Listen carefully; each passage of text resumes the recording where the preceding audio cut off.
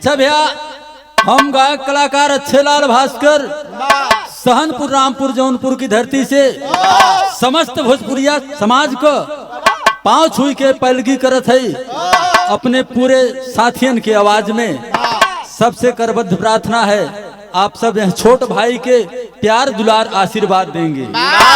और एक क्रांतिकारी बिरहा, देश के लिए तमाम वीर अपने प्राणों की आहुति दे करके इस देश को आजाद कराया। नतीजा निकला उन्हें कफन तक नसीब नहीं हुआ। तो कवि जी 4 लाइन भूमिका से भाव हुआ वीरन बदी। कैसे मालिक?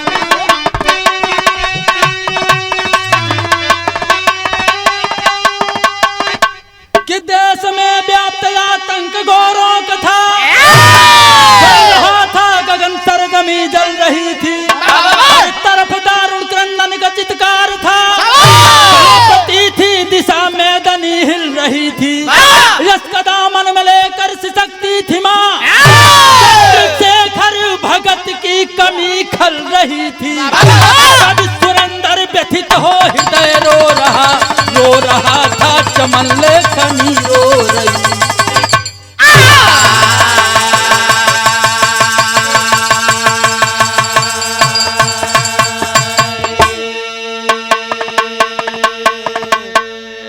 कभी सुरेंद्र व्यथित हो हृदय रो रहा था, चमन लेखनी रो रही थी। भैया, देश जौनी समय पर गुलामी की जंजीरों में कराह रही थी भारत माँ, उस टाइम पर अंग्रेजों का अत्याचार बहुत था। तमाम वीर भारत के सरदार भगत सिंह, चंद्रशेखर आजाद, खुदीराम बोस, तमाम लोग अपने प्राणन को आहुति दे करके इस देश को आजाद कराया। यही से एक लाइन कव्वाली बाप मास्टर।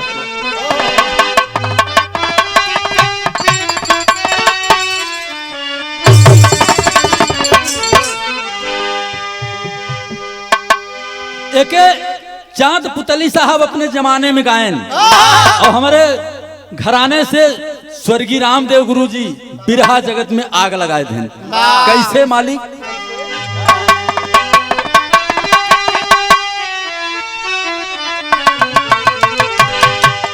कि काबे में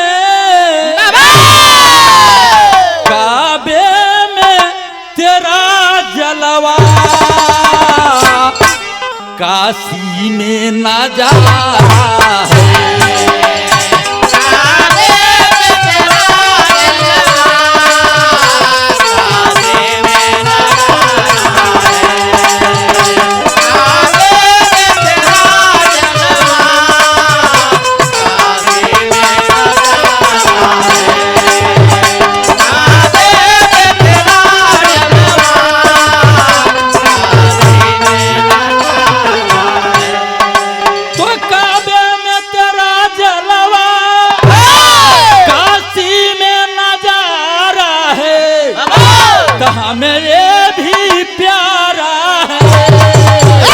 हमें वो भी तो प्यारा है, हमें भी तो प्यारा है, हमें वो भी तो प्यारा है, हमें भी प्यारा है, हमें वो भी तो प्यारा है। यहीं से बिरहा में भाव लगा वीरन के प्रति। कवि जी आगे का लाइन लिखन कैसे मालिक?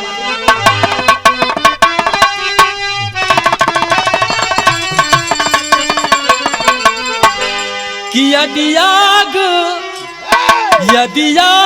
नहीं उर में, समसीर तो माटी है।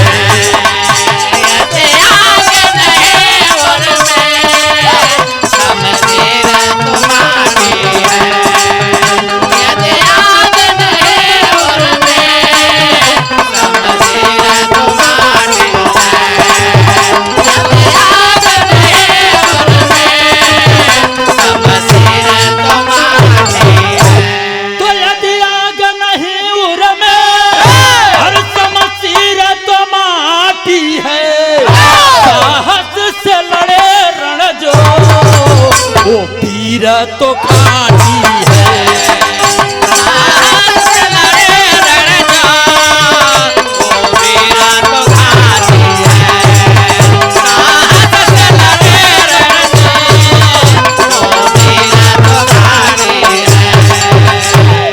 मास्टर वीरन के प्रति कवि जी लिखन कैसे कहना बात जौहरी में भाव है।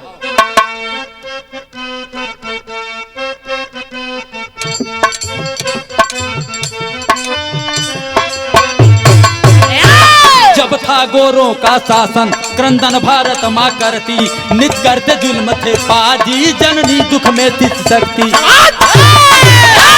ये देख दशा माता की वीरों की धधकी छाती, 16 बन गई है आंखें सुन ले गोरे लग घाती। भग जाओ तुम लंदन को वीरों ने है ललकारा, ये हिंद देश है मेरा सबको प्राणों से प्यारा। सूर्य से न था बागी बंगाल का रहा बखेला, क्रांति की अलग जगाया चल पड़ा वीर अकेला।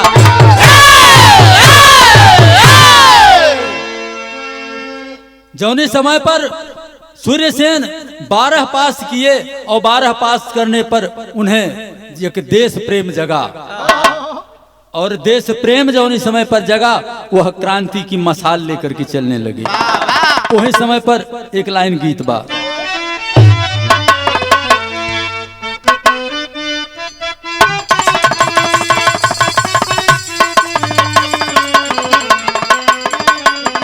किया बहिला झारल नाही,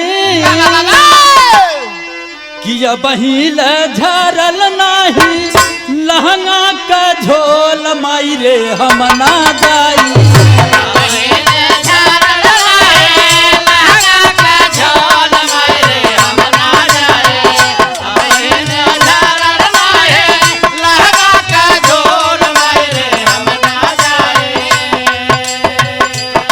बहिला झरल नाही लहंगा का झोल माई रे हम ना जाई, ससुरे में पियवा बकलोल माई रे हम ना जाई।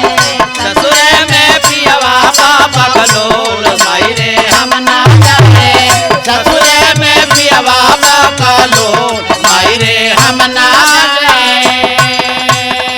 पापिया रे जावन का बढ़ल अत्याचार हो रोवली जननी। पापिया रे जावन का बढ़ल अत्याचार हो रोवली जननी। पापिया रे जावन का बढ़ल अत्याचार हो रोवली जननी। पापिया रे जावन का बढ़ल अत्याचार हो रोवली जननी, पड़ली नावरिया मझधार हो रोवली जननी।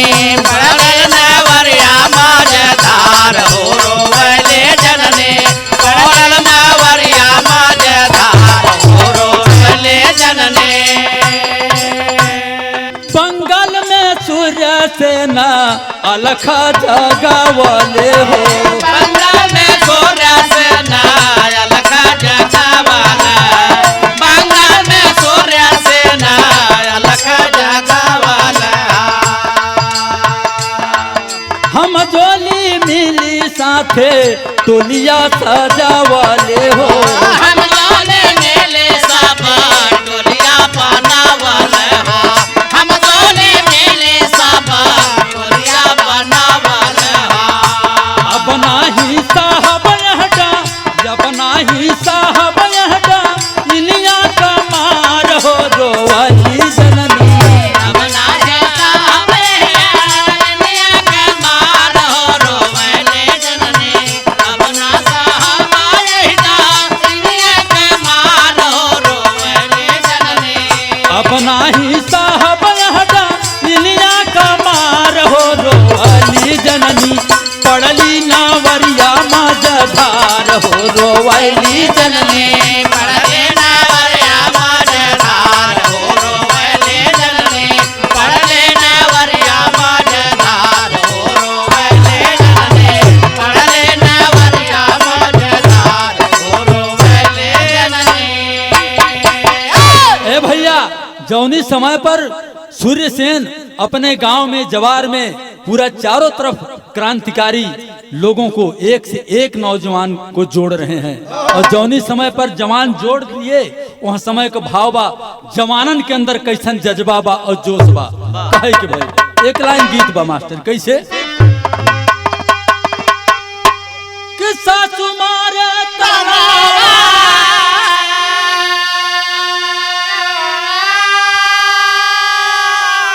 और ननदिया मारे तनावा हे हो मारे ना हे तनावा हे हो मारे ना हमारे आगे का बेटा नर तनावा हे हो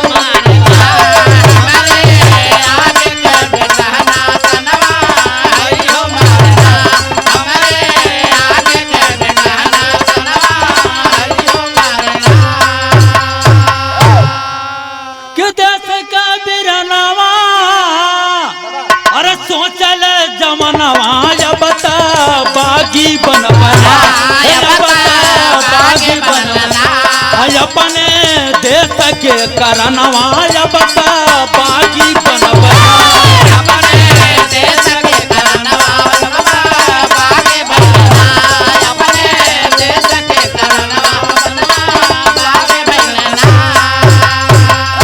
क्रांतिकारी वीर अपने बगावत पर उतर गए और जौन समय पर उतर गए कहना बा एक दूसरे को समझा रहे हैं कैसे कि सोनावा का चीरा रहला मोरा देश हो सोनावा का चीरा रहला मोरा देश सोनावा का चीरा रहला मोरा देश आई के मुदाइया बढ़ावाले काले हो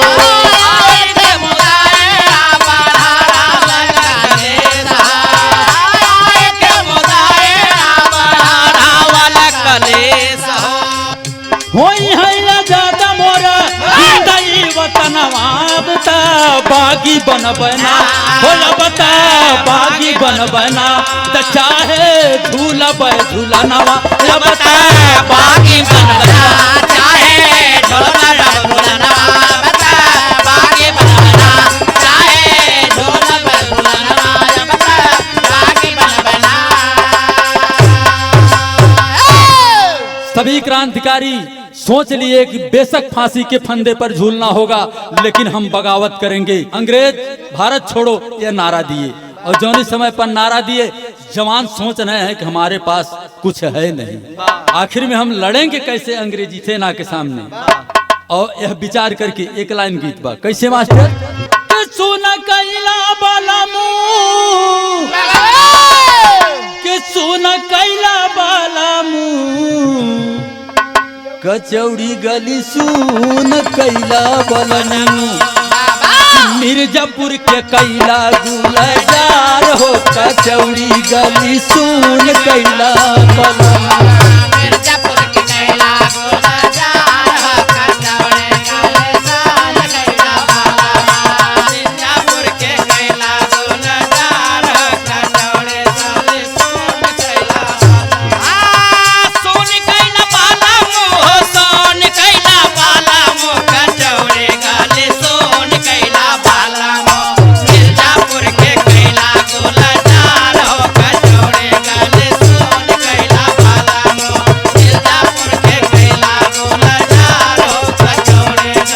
सुन कैला सूर्यसेन अपने साथियों के साथ करण का हथियार कहाँ मितावा और हथियार कहाँ मितावा कि मिली हथियार कहाँ मितावा मन में सपारा ले विचार हो कि मिली हथियार कहाँ मितावा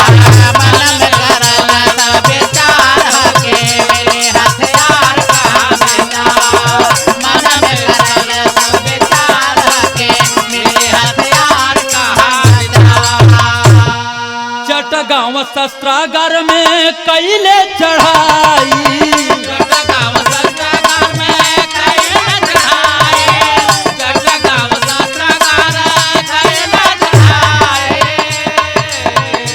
लेके हथियार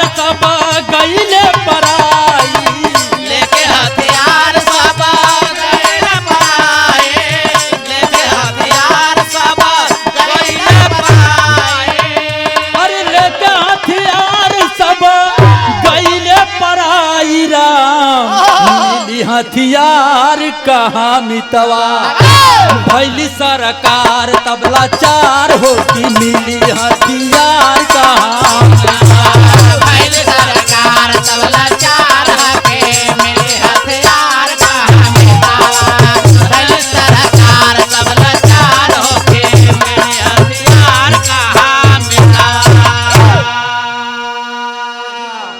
बिरहा में टेरी के भाव कवि जी लिखन कैसे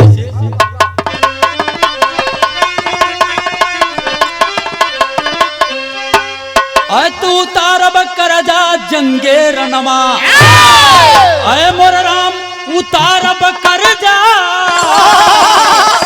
उतारब करजा जंगे रनमा जननी जन्मभूमि समनाबा कोई दर्जा जरो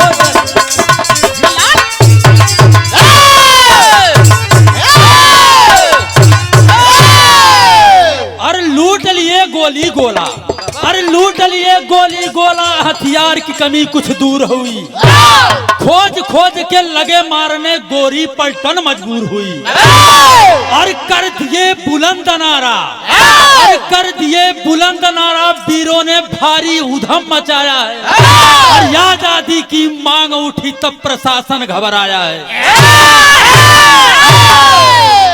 ए भैया जौनी समय पर चारों तरफ सूर्यसेन मचा दिए कोहराम रेलवे आसाम को लूट लिए और चटगांव शस्त्रागार के लूट लिए और जौनी समय पर चटगांव शस्त्रागार के लूट लिए उस समय पर अंग्रेज छापामारी किए और जौनी समय पर छापामारी किए चटगांव में उस समय का भाव दिहल गई कैसे मास्टर एक लाइन गीत बा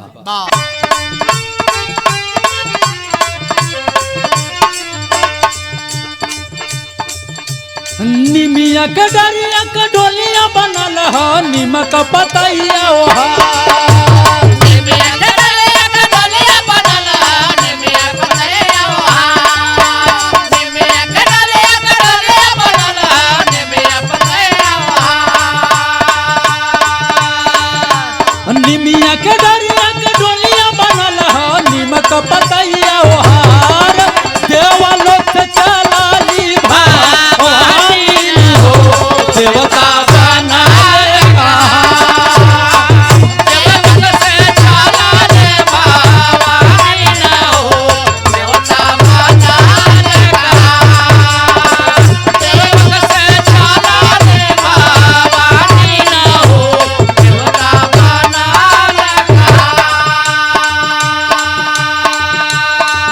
क्रांतिकारी पहाड़ियों में छुप गए और अंग्रेजी सेना घेर ली जोने समय पर घेर ले तो अंग्रेजी सेना कहे कि भाई होई के अधीर खोद गोरा की डैनिया बीरवा तो हो गए फरार होई के अधीर खोद गोरा की डैनिया बीरवा तो हो गए फरार होई के अधीर खोद गोरा की डैनिया बीरवा तो हो गए फरार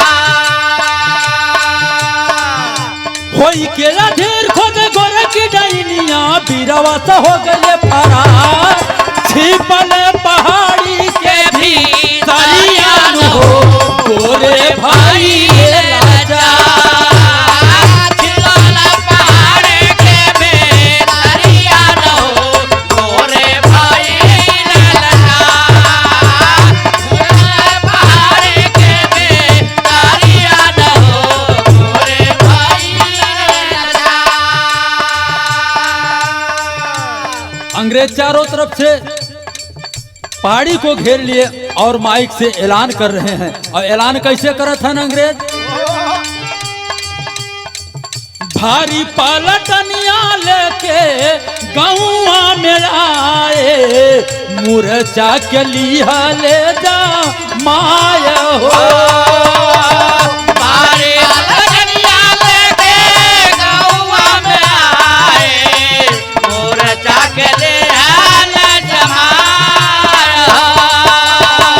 भारी पलटनिया लेके गौआ में आए मूर्छा के लिया ले जा कायदा सरेंडर नाता छोड़ा बजनी गिया कहले मुदैया चेताए हो कायदा सरेंडर नाता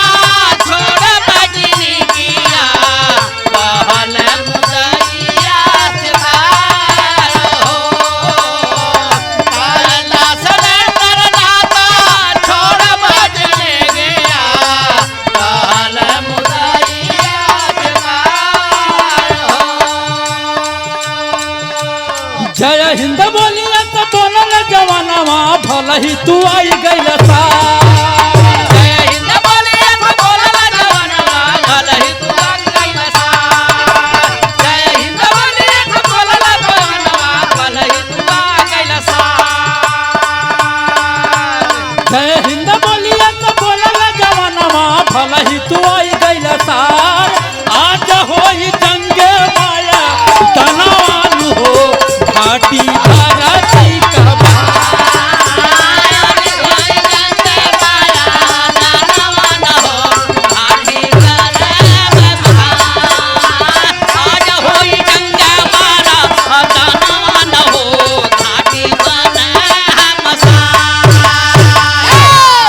जौनी समय पर अंग्रेजी सेना माइक पर दहाड़ मार रही है कि सरेंडर कर दो अन्यथा आपकी जिंदगी को मैं बदतर बना दूंगा। हर क्रांतिकारी सोच गए कि ठीक है आज सार्थ तो है मालूम पड़ी कि हिंदुस्तान का खून का हो। और यहीं से मास्टर एक लाइन गीत बदल गई। कहना गीत बा कि बारी उमर कमर लचकनिया, बारी उमर कमर लचकनिया, गोरिया खींचन हुर के पनिया, कोई के झूले झूलनिया। अरे बारी उमर कमर लचकनिया, गोरिया खींचन हुर के पनिया, कोई के झूले झूलनिया। अरे बारी उमर कमर लचकनिया, गोरिया खींचन हुर के पनिया, कोई के झूले झूलनिया। यहू से बढ़िया कवि जी भाव लिखे कैसे तो गरजत गरजत यारे हो मोरे रामा, तो गरजत चलले वीर जवानवा, रण मैदानवा हो तूफानवा, कांप धरती गगनवा।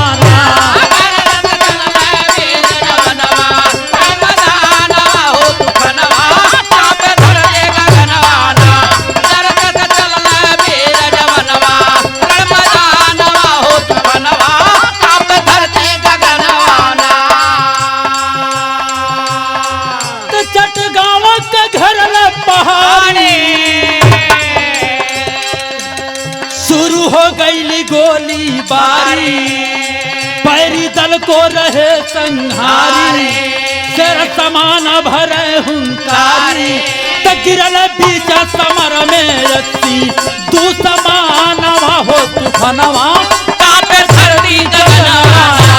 गिरल बीच समर में रस्सी, तू समानवा हो तूफानवा, कांपे धरती गगनवा। गिरल समर में रस्सी, तू समानवा हो तूफानवा, कांपे धरती गगनवा। ए भैया वह चटगांव पहाड़ी पर अंग्रेज का 80 जवान घायल हुए, दम को तोड़ दिए। अब क्रांतिकारी आगे बढ़ रहे हैं।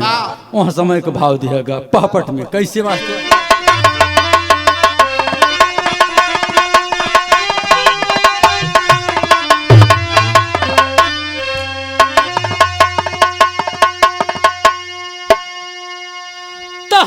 जकर सपूत सुयोग ललनवा भारत माता के, समय पड़े पर दे दे है गर्दनवा भारत माता के।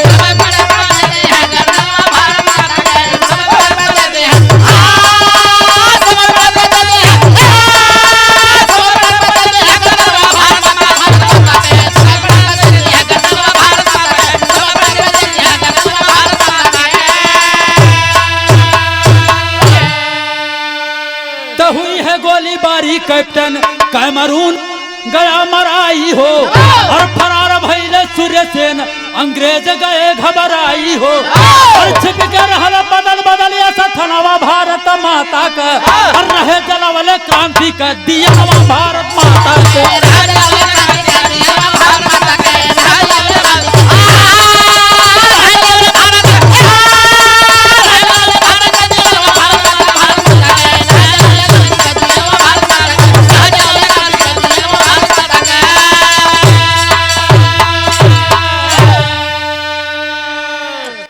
कैप्टन कैमरून के मारे जाने के बाद में अंग्रेज अपना शासन टाइट कर दिए और सूर्यसेन वहां अपने साथियों के साथ फरार हो गए। और जौने समय पर फरार हो गए उनके साथी तमाम साथी उनके साथ में छिप छिप करके स्थान बदल करके नाम बदल करके रहने लगे, वेशभूषा बदल करके रहने लगे। लेकिन यहीं से आल्हा में प्रमाण बा, कहना बा।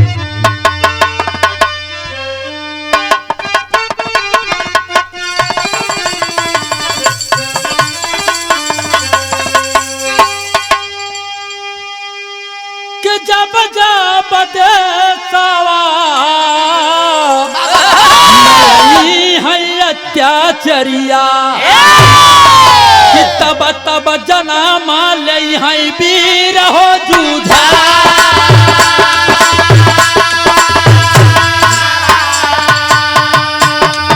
जब जब गुलाम भैली देश का धरतिया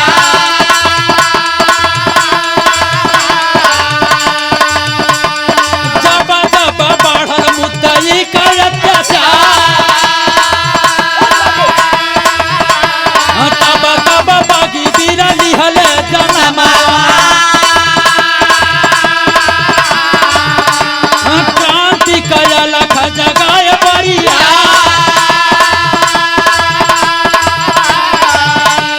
अइले सूर्यसेन नेत्रसेन के भवना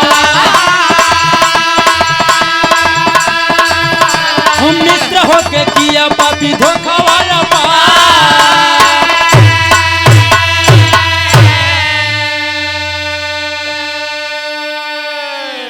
ए भैया, एक दिन उनको ख्याल आया कि मित्र होकर के नेत्रसेन गद्दारी कर रहा है मुल्क से, और वो जा करके मित्रसेन के समझावत हैं आप अंग्रेजों में क्यों मिले हैं। लेकिन गद्दार तो गद्दार करत है का कहे कि भाई दिहल खबर जाके गोरी पलटनिया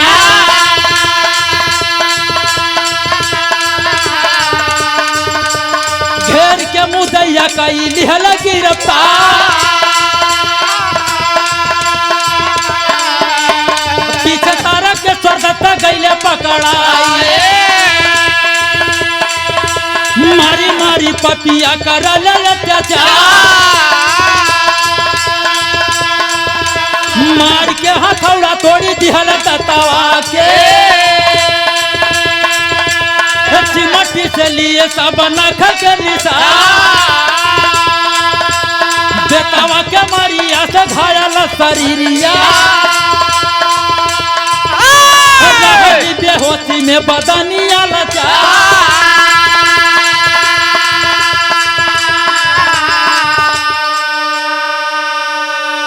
अरे 1934 मैदानीपुरा जलिया में फसिया झुला दिए पापी बदकार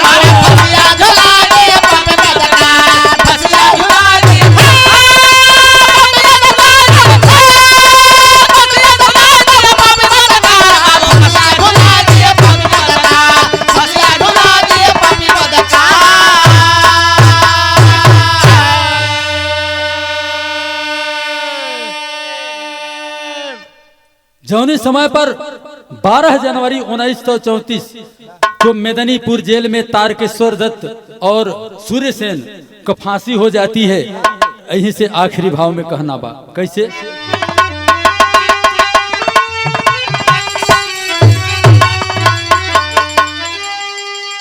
तो जान गवा के कटल बीर बंधन का फसरी तो भागल गोरा की डैनिया लंदन की नगरी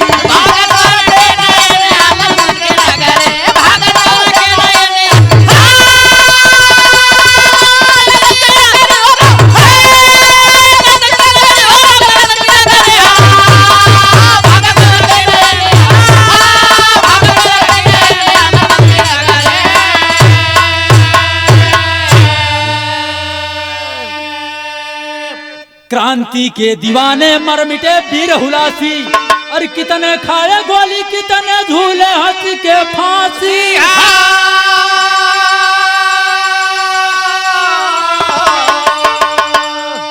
तो नमन पांसठ बार सदा कर बंदन हमारी, तो भागल गोरख की डैलिया लंदन की नगरी।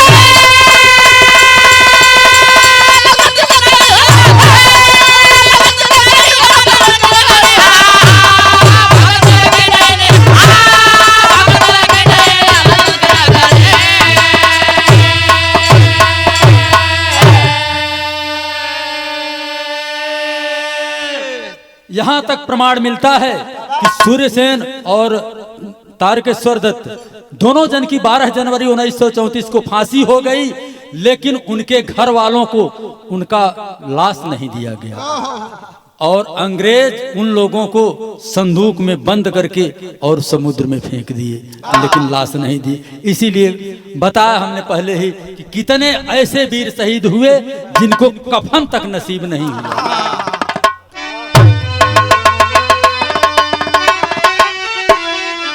कि गुरु बिहारी गुरु गणेश धन भारत के वीर सपूत, कथन करें कवि राधे श्यामन राज नारायण के दूत।